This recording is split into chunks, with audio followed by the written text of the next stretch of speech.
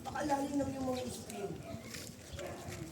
Hanggang ngayon, binabagabag ka pa din. Ang aking naging kasulan ng dahil.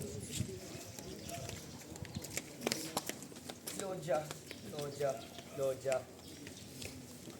Naisip mo ba na kung hindi ko ibibigyan kayo ng mga pahal, maaari ako masira sa ropa?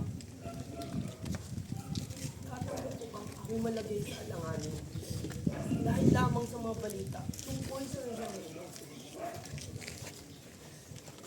Mahal ko, mula sa simula, ang bawat hatol mo sa mga bagay na ganap, lahat ng ito, tinanggap ko. Ang may paghahanap at mabait.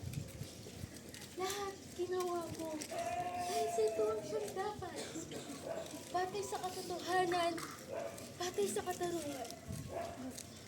Subalit, sa pagkakataong ito, Pilato, ang hatol ba'y binigay ayon sa katarungan?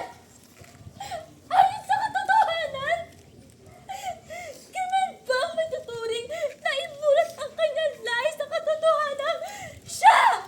Siya ay biktima ng pagsasamantala ng pag-aaring uri.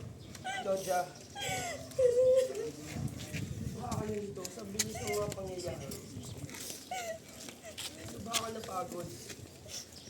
Bakit hindi ka muna magpahinga? Hindi kaya magtungo sa Roma. Oo.